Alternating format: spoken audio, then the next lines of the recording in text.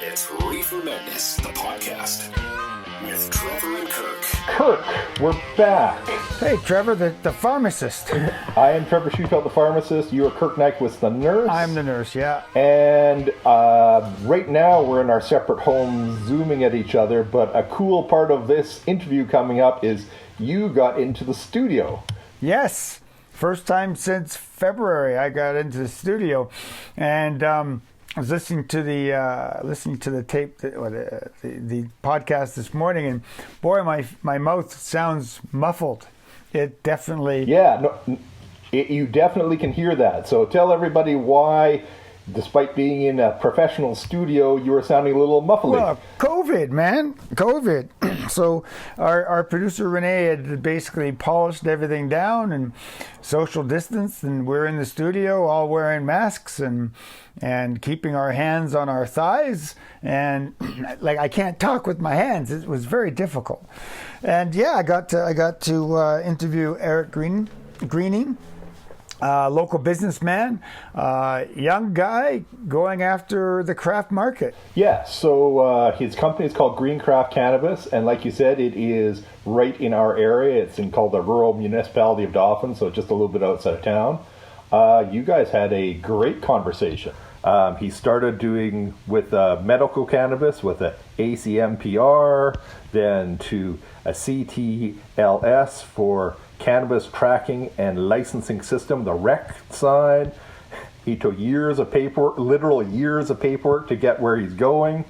I thought it gave a nice insight into what it is required to be a micro producer. Yeah, and that's the story, right? Finding people to talk to us and how it fits into ReeferMEDness, the podcast, Reefer Mellow, Reefer Medicine, and ReeferMEDness, and talking to a small town business guy as a nurse, it gives me insight to how the business works of cannabis. And here we have a local guy, obviously used to grow his own for medicinal purposes. I guess I heard that on off camera. And he got into seeing the business plan. Of course, he couldn't afford the big ask that the big guys could do when the government legalized it back in 2018. But now there's a second call for licenses and for growers, and he's coming in. And I guess what I've learned through this is the government is now putting out the second call for smaller, what they're calling smaller micro producers. And you and Eric get into it more, but what I caught from that, the big difference, I'm sure there's many, but sort of to call yourself a micro producer, your square footage has to be small. And the number I saw was 2,150 square feet of canopy space. So that's kind of the big difference between a standard and a micro producing license. Yes, I guess, and I guess it's interesting because we do have the conversation defining what a craft cannabis grow up operation would be, and I guess that's the thing. I mean, we're just as a society getting used to craft liquors, craft whiskeys, gins, beers. I mean, we've had craft beers probably now, I guess, 25 years. Spinnaker's, the first brew pub in Canada, Spinnaker's was 1980, I think. So, I mean, craft beer is obviously, Molson's Canadian, Labatt's both have their craft branches. So, but a true beer lover wouldn't necessarily call a craft beer produced by Molson's Canadian craft, right? Yeah, and we'll let Eric talk about that a little more. But yeah, when you're listening to this, pay attention to the fact. Part I found interesting is actually similar to beer. There isn't really a good definition of what's craft. What between two guys talking, right? Yeah. I mean. So, and it's a new industry. So if you grow hydroponics, if you grow soil, if you grow sunshine, if you grow in a greenhouse, if you grow in a, hermetically sealed building, if you grow in your garage, what's craft cannabis? And I think you and I talked about this in a past episode, that one of my hopes is to gather another series of craft growers. And I guess this is an opportunity to start this series with a local business. Parkland, Manitoba, center of the continent. We're going to have a small grow operation, and it's going to be unique cannabis. So we're going to have just down the block, the quarter section, figuring out what our local craft cannabis will be like. And maybe when COVID leaves us, we'll be able to travel the Trans-Canada Highway going to different craft operations and testing craft cannabis across the country, like we do now with wine, beer, meads, whiskeys, gin. So what a tourist what a motivation to retire. Kirk's perfect retirement plan. But how about let's let you and Eric have a chat, and we'll come back at the end. Perfect. It's ReeferMEDness, the podcast. I have a craft grower in the studio. Please introduce yourself. Thanks for having me, Kirk. Yeah, my name's Eric Greening. From Dauphin here, born and raised, and I am running Greencraft Cannabis, a craft grower of high quality cannabis, setting up here in the RM of Dauphin. Oh, this is wonderful. We're bringing a local story back, and this is one of the things I'm excited about. So, Eric, what's it take to be a craft grower in Canada right now? What does it take? A lot of work. I'll say that. Yeah. It's not an easy process.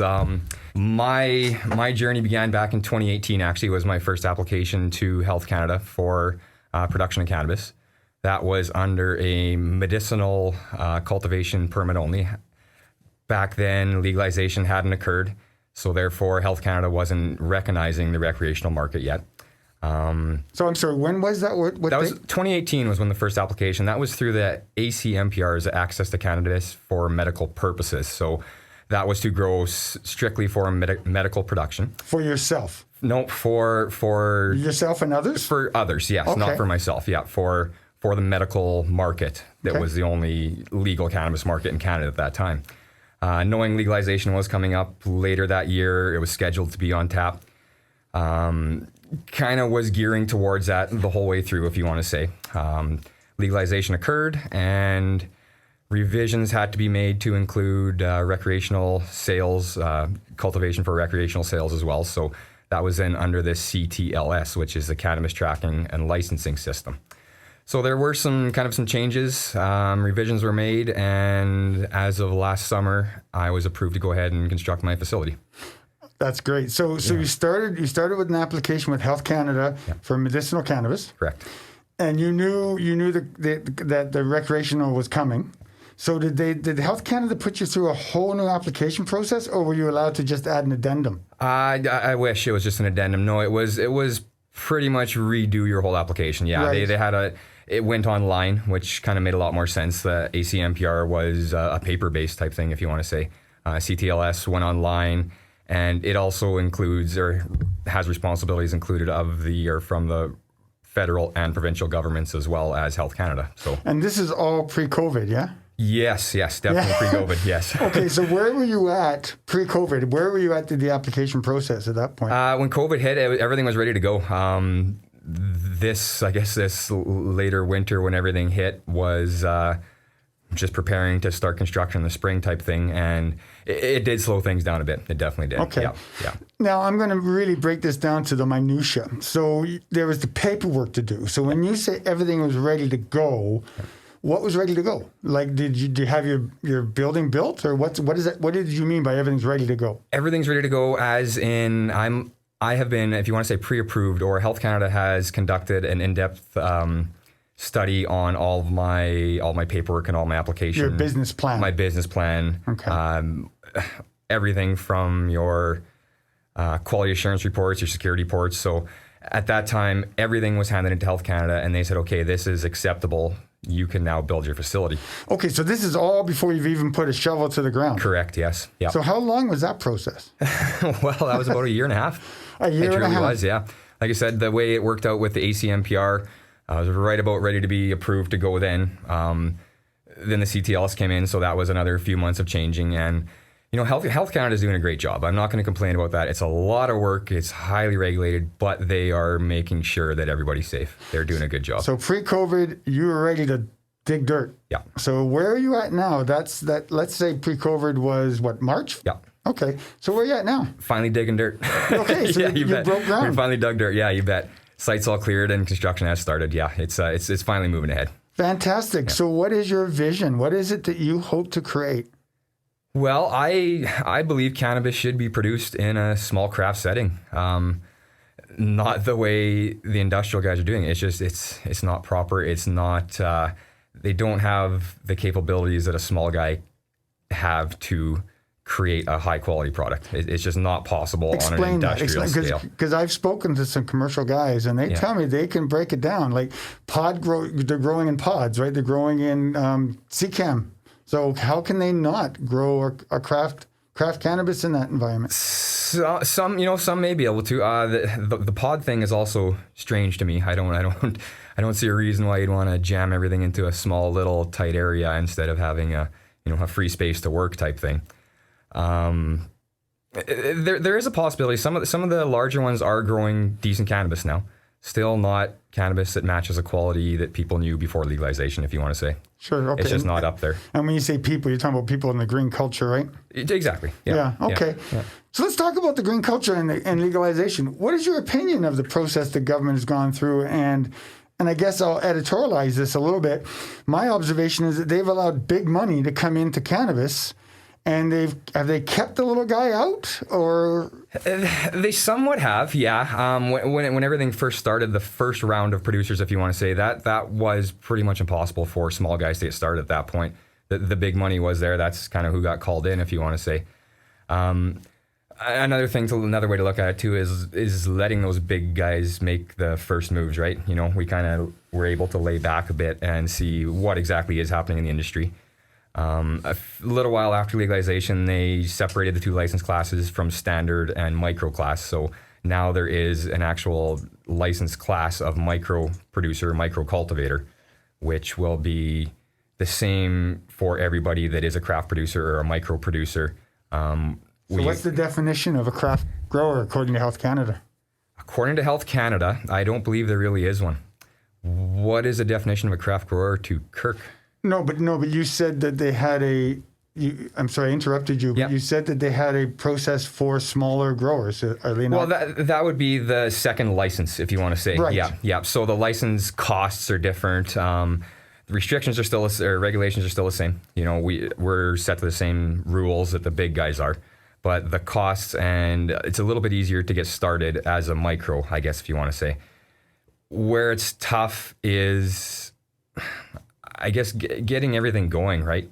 It's not a cheap endeavor. It's a substantial investment to get a craft facility started. Yeah, no kidding. And I guess I don't want to hover. I do want to hover on this a little bit. Yep. So the first round, the big guys come in. Yep. The application's a huge chunk of change. Yep. Their expectation is they have to produce so much cannabis. Yep.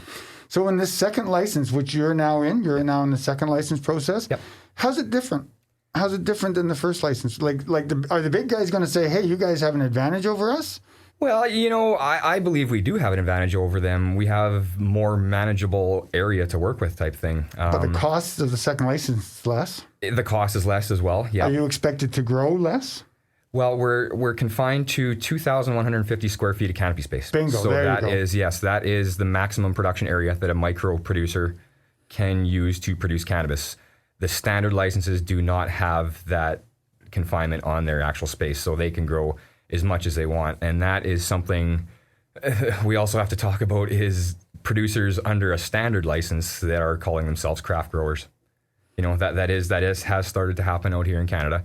I know of one outside Calgary that is a craft producer.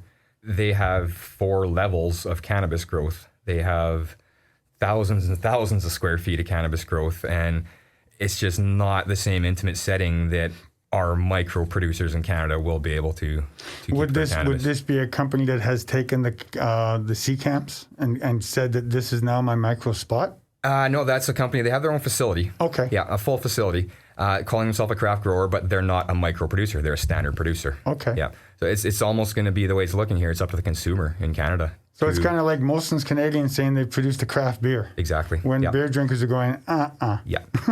And that's what the same thing the cannabis growers are going, So we have another producer in Manitoba here. Their solution to have a craft grower is to set up separate sites off their production site with the same secans pods system, with the same seeds, with the same genetics, with the same dirt, with the same everything, just at a separate site, and call it their craft division. So I don't think it'll take long for people to realize that their craft flower is the exact same product coming from their standard producer flower. So a few people are trying to get around the craft way of growing and bring that into their standard production license. Okay, fantastic. Craft growers. So we're in Dauphin. So you're just outside of Dauphin here, and close to Dauphin Lake? You betcha. Yeah, close to the city, Dauphin, not too far away. Yeah. So what do you foresee? Let's say a year from now, where will your business be at? You've broken ground. You got the building. You got your lights. You're growing, right? You bet. Yeah. A year from today, what's your business called, by the way? So it's Greencraft Cannabis. Greencraft Cannabis. Greencraft Cannabis. You bet. Where is Greencraft Cannabis going to be a year from now? Greencraft Cannabis a year from now will be well into production. Cultivating. Well into cultivating a year from now. Construction of the facility here will be complete this fall. Okay. Yeah, and production follows soon after. And so where will people be able to get your cannabis? Any recreational store, any retailer in Canada. Okay. There's options for online purchase through a bunch of the retailers, options for delivery, or through your doctor. Okay. So you can sign up with Greencraft Cannabis to be your medical cannabis provider. Okay. So you'll have a medical division and a recreational division? Bet. Yeah. Okay. Yeah. So maybe explain to our listeners in Manitoba, how does a cannabis producer distribute their cannabis? What's the process? Yeah, you bet. So Manitoba is still run by the government of Manitoba. So they distribute the cannabis throughout the province. Saskatchewan has gone privatized, which is probably what's going to be happening to a lot of other provinces here in Canada. So Manitoba at the moment, the government of Manitoba, liquor, lotteries, and cannabis will purchase the cannabis from Greencraft, put it on their website, and then all the retail locations across Canada can draw from that source and purchase cannabis produced by Greencraft. So you can't market yours directly from your plant? Well, that's where the province of Saskatchewan is ahead of things. So yes, I can. In Saskatchewan, the province does not regulate, so I can contact the store directly and say, here you go, guys, this is what we have, direct to store. Yeah. Okay, so that's an advantage. And I guess on the medicinal side too, I can access that online as a medicinal user. Correct, yes. It'll be easier to get your cannabis, can be shipped right to your door as a medicinal user. But as a recreational buyer, to buy it in Dauphin, the local shop would have to call Winnipeg and get it from them. Correct. Okay, cool. Yep. All right. Which they do with all of their other cannabis products, right? That's where their products in Manitoba are coming from to Manitoba retail locations. All right. Yeah. So let's talk to you about the growing of cannabis. So Sure. Do you want to talk about how you're going to grow your craft? What strains you're looking at, or is that all state secret? It's a little bit of a secret right now. What I will say about strain selection is we do have some amazing strains coming in, and it will be strains that people are familiar with. Strains that have been popular and favorites, if you want to say, over the years, pre-legalization. Being involved in the cannabis culture, I know exactly what people have enjoyed over the years, right? That's kind of another advantage. Our plants will be grown hydroponically.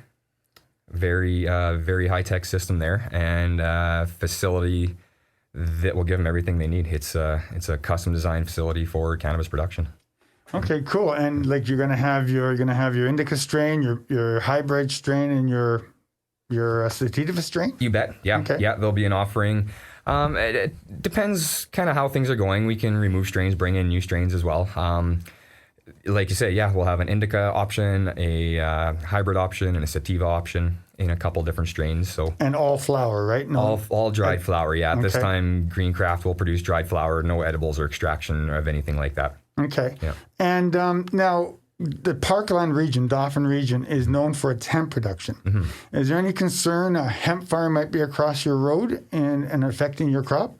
100% there is, yeah. And there is a hemp farm across the road. Oh. Yeah. There definitely is. Imagine that. Go figure. Yeah. So Greencraft will have a fully sealed building because of those reasons. No air exchange at all during regular growing. Purging will occur, obviously, we'll have to clean the air out, but it's 100% sealed, enclosed system. I'm sure you're familiar with working in a clean room in a hospital, right? Yes. Greencraft grows all their cannabis in hospital-grade clean rooms, if you can say it that way. Okay. Fully sealed. All right, Trevor and I'll explain why having a hemp farm across the road from you is a concern. Sure, definitely. Well, it's not just the hemp pollen. Ryegrass pollen can affect cannabis plants. Okay. All your molds, mildews come in through the air systems as well. There's a lot of things you got to make sure stay out of your building. Cool. Yeah. Very cool. So what more can you tell us about your business and being a craft grower? Well, yeah, I'm glad to see some craft growers are coming online in Canada now. Greencraft will be able to produce the high quality cannabis that people are used to.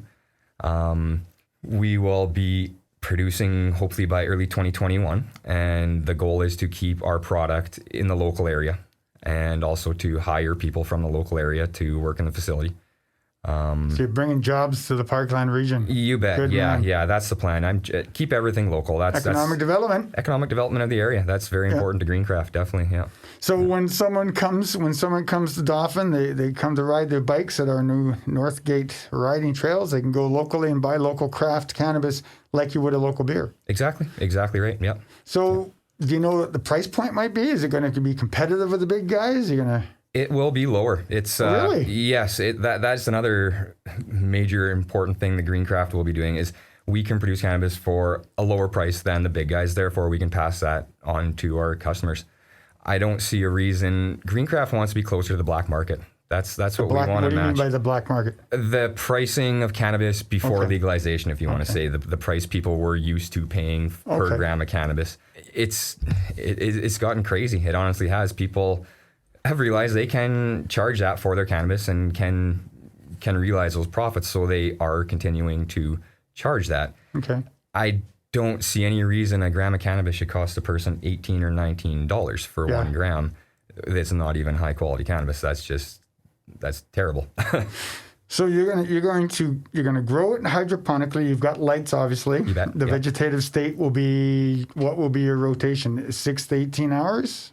Or is that against state secret? That's a little bit of a secret, but no, we do move through life stages in the facility. That's Okay. correct. And From you're gonna mother have- to clone to veg, and then a couple flower rooms type thing. Okay. Yeah. And you're going to have one big growing room? No, they're separated. Separated growing rooms? Separated growing rooms, different environmental conditions for each life cycle of the plant. So it's Okay. So you're going to have plants going through different cycles. different cycles at all times. Yeah, at flowering any time stage. in the facility, there will be baby plants, medium plants, large finished plants, harvested plants. It's a continuous cycle. We'll be harvesting approximately every 30 days. Oh, cool. Mm-hmm. Okay. And how are you going to dry your cannabis? Now, because again, my research tells me drying cannabis is very specific. You do it wrong. It is, and that's actually another reason the big guys are having issues. They have such a high quantity of cannabis, they can't properly dry it or cure it. So that's another thing, unfortunately, you don't hear much about is cannabis curing. Drying is one thing. Yes, you have to dry the cannabis flowers and trim it. You also have to put in some time curing it. Like a fine wine that ages over time, matures over time, cannabis is actually quite similar to that. So craft growers take the time needed to properly cure a cannabis product to give you your flavor, your terpenes, the strength of the cannabis. It all improves with the proper cure. So Yeah. that is one of the benefits of a craft grower. We're going to take a lot of care in our curing process to finish your plants properly. Have you bought a device for that, or is it just going to be a room that is specially ventilated? It's a specially constructed room. Yeah, Okay, 'cause large area. There are devices out there that you can buy that dry your cannabis electronically. There are for smaller batches, if you want to say. Yeah, very expensive. I imagine, We've too. turned that unit into a full size room. Okay. What's the law? What is the law of having the cannabis analyzed? Where would does the government have a lab specifically assigned for this, or do you pick your own lab?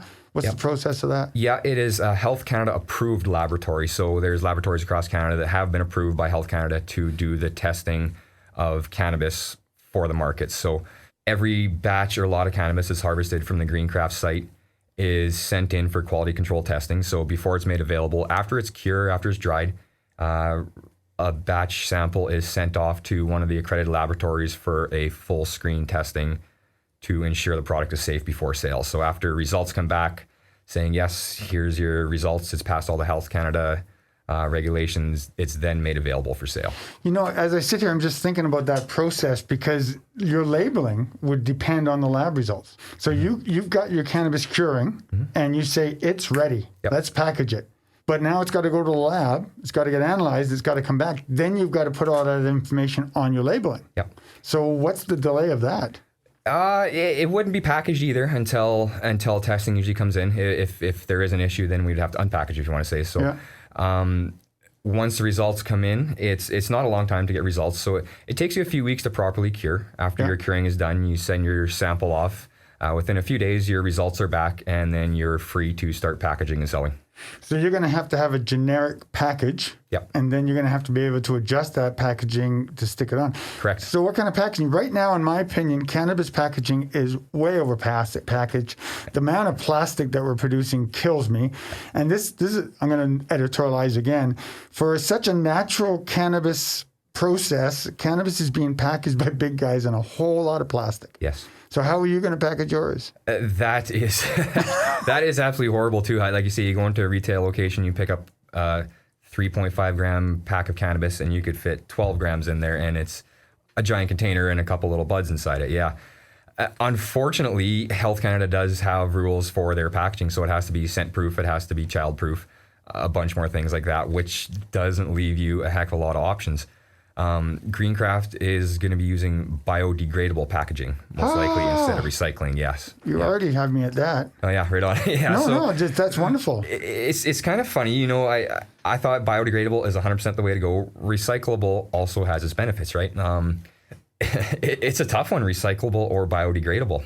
Recyclable plastics, obviously, it's very costly to actually process plastics and recycling after they're trucked across the world or shipped around the world. Where biodegradable, you know, it goes in the trash, but it disappears right away. So I kind of think a biodegradable product is a little more environmentally friendly that way. We're not burning fossil fuels to produce it, and it can be disposed of a lot easier. That's great. I mean, if you can be a leader in the packaging, man, I'm all for that.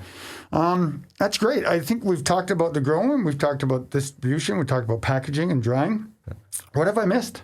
I want to ask you what you think a craft grower is of cannabis. What your what do I think a craft grower is? Yeah, in your mind, what is a craft grower? Well, I'm a huge beer snob. I've been into beer for a long time, and I'm now in the last 5 years moved into whiskey. So I think what I see is it again equating the alcohol market to the craft market, a cannabis market. My idea is a small facility, localized facility that has a localized strain, that has a strain that you can't get anywhere else, and packaged appropriately, and is accessible in this small area. Now, with some of our craft beer, for example, in Winnipeg, you can get craft beer from Winnipeg in other provinces, which is fantastic. So I'd like to see small facility. I'm a soil fan. I like soil, but I think it's the size, right? Yeah. And also, I don't want to bring up a bud that's so dry it's a popcorn fart. Yeah, that's right? What a lot of it is now. Well, you know, like you say, you can actually hear the bud rattling inside the plastic container. That seems to me might be a little dry. Yeah. From my youth, I think. Again, from my youth, I think the cannabis was a little more moist than it is today. Yeah. And I think that has a lot to do with just packaging and waiting for lab results and all that. Yeah. That's why I was asking you about the delay there. Yeah. I guess for me, craft cannabis would be a localized strain that is grown in a region that represents that region in a small quantity. I guess that's craft for me. That sounds great. That's exactly what I'm saying. Yeah. I'd like consumers in Canada to realize, you know, if you're looking for a true craft strain, to look for your micro producer. That's another big thing, right? Yeah. Standard producer, they might have some craft connections. They might be doing a little bit of a secret thing to bring some other cannabis in. A micro producer is a micro producer. That's it. They're a craft producer. Yeah. Yeah, that's what I look for. I also am not a huge fan of huge THC. I like a balance. I like my CBDs and my THCs to be very balanced. Yep. And I don't know what that is. I think it's more, I don't like to be whacked out and sit there in a corner someplace with my red eyes staring at people going, I'm too high to talk. Yeah. Right? So I guess from a craft perspective, I think a craft, again, it's like beer, right? A craft beer is nursed and appreciated, not quaffed. Yeah. So I think a craft cannabis would also be nursed and appreciated, not necessarily sucked down on a big bong. That's exactly it. We're able to like maximize the cannabis strain to enhance everything within it. Yeah. So it's not just for THC. We're going for our terpenes. We're going for the flavor. We're going for the final smell. We're going for the final flavor. It's a lot of things we're working towards. Yeah. Not just produce a cannabis plant with as much cannabis as possible, toss it in the room, dry it, get it out there. Yeah, that's fantastic. Our cannabis plants are the start of a show, I like to say. We know that they're the star. They're not a commodity. They're not... Our big brand name isn't the star. It's those plants growing in the building. That's what we are. Anything? I got one question about what was the level of cooperation you got in regards to zoning and licensing from the municipalities? I have to say it was great. There was great support from the rural municipality of Dauphin. I've also had to meet with the RCMP of the area, the fire commissioner, the fire department. So I've gone through all the local authorities, if you want to say, and the support has been unreal. They're looking forward to having this industry in the area. Do you want to talk a little bit about the options you're out there? Like you are looking at selling shares. Is that something that you want to talk about? You bet, sure. Yeah, Greencraft is still in a fundraising round right now, or we're still looking for some more partners. If their people are interested, they can definitely contact me. Okay. Local people is important to me. I'd like say economic stimulus of the local area. Let's see if some local folks are interested in getting on board and make things move. Okay. Yeah. Thanks, Eric. Is there any final things from you? Anything you want to? One more thing I want to touch on too was craft growers. I think you had in one of your emails to me, independent craft growers from craft growers is something else people should understand what's happening as well. Greencraft Cannabis is an independent craft grower, so we're not associated with any other producer in Canada. Like I kind of spoke about before, the other smaller ones that have started are completely tied to another producer. So they're using their strains, they're using all their facilities, if you want to say. They're sending it back to the main place to be packaged and everything. So, oh, really? Yeah, so the independent micro craft producer is what you want to find for getting your cannabis. These people will have had growing experience. They've been in the cannabis culture. And they're setting up on their own for a reason. There are craft grower associations out there. There are, correct. Do you participate in those? Not at the moment, no. Okay. There's a few of them out there. I will be getting involved, I'm sure. Kirk, one thing you specifically mentioned in there that we should talk about is a hemp field. So why, Kirk, is a hemp field across from a cannabis operation a problem? Well, there's a test at the end of this. Again, we discussed this in two of our past episodes. We did a whole episode on hemp and talking to farmers, and again, I should have it on by go to our back library. And we also went off to Gilbert and chatted with Lyle there about his CBD and hemp process. So we've learned, Trevor, that a hemp field is very powerful, and the whole goal of a hemp field is to get the fiber, but a lot of it in this region is the seeds. So you want the plant to flower and go to seeds. Many of these plants that we have locally, I think they're, now the scientific word, both for female and male, hermaphrodite. They so these hemp sativa plants that grow locally will self-pollinate themselves and seed. So therefore, what you've got, if you got the pollen in the air searching for flowers so they can seed. Well, Sansamilia, when we're growing cannabis for the purposes of medicine or recreation, and you're going for the buds, you want Sansamilian. You don't want no seeds, man. Right? You want the flower. So if you got a hemp field across the street, you don't open the window. You have to make sure that you've got yourself a sealed thing. You know, that's another little reach out, a little poke at the government in Manitoba. We're one of the two provinces, Quebec. I don't know about the territories. I forget the territories, but Quebec and Manitoba cannot grow personal, and right. And it's ironic is that, you know, even if we try to grow personal weed outside in Dauphin, it would just convert to hemp anyways because of the fields. We get nice hemp plants in the backyard. Oh yeah, beautiful. I mean, and come to Dauphin in September, and the smell of cannabis is overwhelming, but it's fresh hemp, not what you think it might be. So you need a sealed building, Trevor, to ensure that your weeds, your grow up stays seedless. So a couple quotes I wrote down from Eric that I really liked. One is Greencraft wants to be closer to the black market. What do you think about that as being like a sort of mission statement? You know, that was interesting. That answer caught me by surprise, and I didn't ask him what he meant by that. My impression was the quality of cannabis people were used to buying pre-legalization and the price. Yeah, I think that's what he was aiming at. I think so too. In a country that has legal weed, I really think in the way the government unrolled the legalization of cannabis in Canada by pretty much eliminating and removing the green culture, the people that basically broke their backs, fought the law, and won, and were growing cannabis for themselves and for their market, for their people, their compassion clubs, were removed from the equation. So of course there's RCMP or Toronto police officers now who are on board of directors for hemp companies, when back in the 70s and 80s he was arresting guys for smoking on Yonge Street, and now he's earning dividends on his cannabis company. So there's a lot of politics involved with this play. So rambling on here a little bit about the black market, I try to look at it not as a black market, but as a craft market, as the unlegal market, because I really believe now that people have access to such good cannabis. You don't have to go to the black market and get that seedy weed that may be laced with something. I think you just go down and find your local craft grower who's been, selling cannabis to his friends.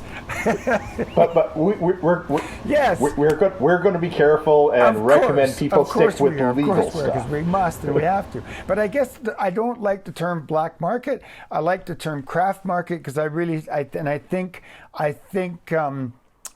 allowing these people to get back into the market. A lot of these growers actually started working for the big guys. I'm going to send you down another rabbit hole. Kirk, what do you think about all the packaging that stuff in like a tweed store comes in? I was very impressed that he's going to have it's compostable containers. I ranted about that. The amount of plastic that the cannabis industry uses is criminal, considering cannabis is such a natural, green, holistic product in its true form, but corporate and laws and government, plastic. Let's produce more plastic. So thanks for that, Trevor. I'm tempted to make you define popcorn farts, but I'm going to skip over that one. Well, it is true though. When you're not allowed in Manitoba, you're not allowed to go to the dispenser and check your cannabis, right? You have to buy it first. Then you get to open it up. You're not even allowed to touch the containers. But you rattle it, and if you can hear it jingling inside like a ball bearing, I want a little bit more cushion. So how about Eric's? And I kind of like this terminology, that when you're looking for your supplier, if you want someone like Eric, you should see if they are an independent craft growing micro producer. It's a big title, but what do you think about that sort of being, if somebody's out there and this is what they're looking for, a small, not associated with a big LP grower? That a good a title as any? That goes right back to this is an interesting argument. You talk to a grower, and a grower would tell you that he can grow craft cannabis in great volumes. I'm not a grower. I know what I like, and I'm not an expert either. I mean, I would like to think after 25, 30 years of drinking quality beer, I recognize a true craft beer opposed to a a large fatted beer. I'd like to think I can tell the difference blindfolded. I can't tell you, Trevor, that I would be able to tell the difference between soil. I mean, I say I like soil, for example, right? And that is because I was given some soil cannabis from a medicinally, and I knew it was grown in soil, and it was different. It was different. There was a different texture to the flower, different smell to the terpenes. It was different. Now, the terroir. The terroir, I guess. It was different. But that's, now, I can't tell you if that's because, this is soil, then I know it's soil. I'll make it different. If you were to put a soil-driven or hydroponic grown bud in front of me and blindfolded, I don't know. But I do know a pumpkin fart, and I do know when a bud is over dried. And some of the stuff I've bought through the legal market to the dispensary has been very dry. And you can rant longer, but one of his Eric's last quotes I really like, so I think it's a good place to wrap up. Eric says, "Our cannabis plants are the star of the show." I think every grower should aim for that. Yes, that's a good way to treat the girls. If you're going to grow cannabis and call it craft, then the cannabis has to be the first, not the marketing. It has to be the cannabis, and then the cannabis sells itself. So I'm looking forward to seeing his operation. He's become a strong acquaintance of ours. I think he's soon to become a friend of ours because we've been seeing him a lot lately. I'm assuming when he gets his operation up, we'll be doing an on-site podcast. Maybe we can do a little promotion. We can hope. It certainly doesn't require us to travel anywhere. It'd be a very easy place to go. Yeah. 50 cents a kilometer. Yeah, we'll get a couple bucks. I think it's a good thing. I really like it from the perspective of economic development. I have sat on the local economic development board back in the day, and I like when business comes to my town. I plan to retire in this town, and the more business, the more jobs, the more opportunity a small town can offer people, the better living for me, right? Yeah, and now we just need... And I really like your idea of hopefully this being the first of several interviews with Craft Cannabis, because they're interesting, and I think we're going to learn more from each different grower we talk to. Yeah.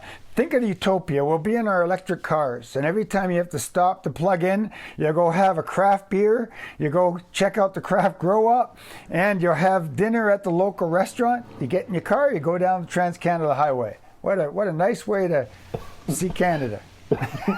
Permanent smile on your face. That's good. Maybe you should get a bicycle or something. We'll let Renee pick a song to end this one up.